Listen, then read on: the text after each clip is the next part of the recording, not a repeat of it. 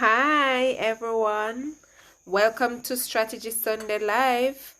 We'll be going through the three-part series that we did on influencing students.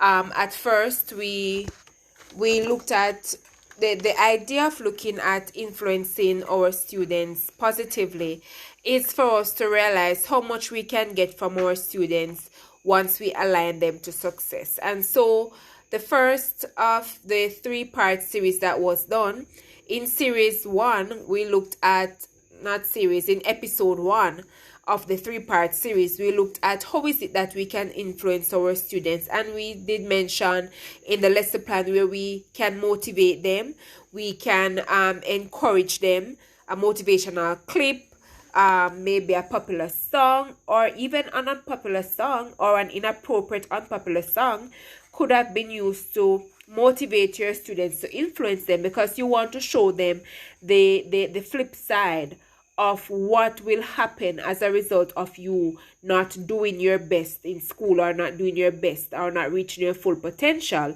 as you would have ought to. And we also looked at, providing feedback, avenue in which our students can provide feedback to us. Many of the times we believe that as educators, we should just teach our class and that's it. Teach, give them assessments, projects, whatever it is, and that's it.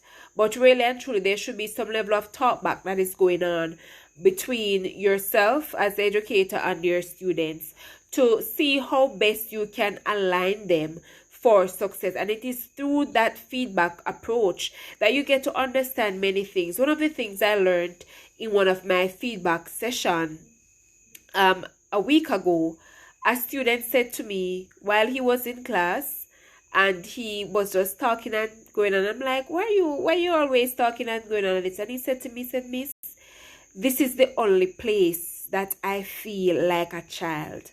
When I leave the school gate, when I leave through the school gates, that's it for me. I have to be a man. And so that really brought something home to me, that sometimes it's because we're not talking with our students, we don't get to understand why they do some things. And that really opened my eyes to many things. And as such, I would have started to treat him a little bit different, relating to him differently, seeing how best I can influence him, talking with him, real life situations that I put before him to get him to understand what is expected of him as a student and why he is a student and not a man as yet. We also looked at building that healthy, productive learning environment, the team approach. Why do we need to have a productive learning environment? We want to have that influence over our students to let them understand that, hey, in a class, I should be gelling together. In a team, we work best together, because we don't want it to be educators that at the end of teaching our students, we end up seeing them on the road digging out their hand middles, which it may happen because of circumstances, or you end up seeing them in a particular situation that you know definitely that should not be the case. Had it been that more attention was given to unravel some things, because there are things that they will not say to you, the educator, in the classroom, but they will say to their peers, and the matter can be dealt with because you are going to provide that avenue by which the students can talk about real life situations. What is it that is plaguing them, and how they can overcome. So building that positive learning environment, the class building approach and the team building approach is very important. And then last week we looked at how is it that you can influence them with being a positive role model. What is it that you bring across in the hidden curriculum? How you dress, how you present yourself, how you speak, how you act, so many different things, what your classroom is like. All these things are part of developing a productive, healthy learning environment, and all these are a part of you being a role model and having that level of influence over your students. And we also looked at being cognizant, that you should be relatable. Your students should be able to talk with you. You should be able to understand where your students are coming from, not bashing them, but providing that open conversation forum within your classroom. And so, educators, I want for you to understand that as you go through life, as you go through your teaching life, as you go through your career, remember that bit by bit, step by step, you're influencing a child. It is through you that a child will become the next prime minister of any country. It is through you that a student may become the next millionaire, because you would have been teaching them, you would have been influencing them that they want to come up to a higher level. They want to do, they want to be, because teacher allows me and gives me that opportunity to be myself and to know and to understand how I can become successful.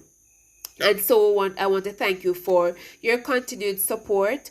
I want to thank you for always, being there, for always helping along the journey, for watching, for sharing with your friends.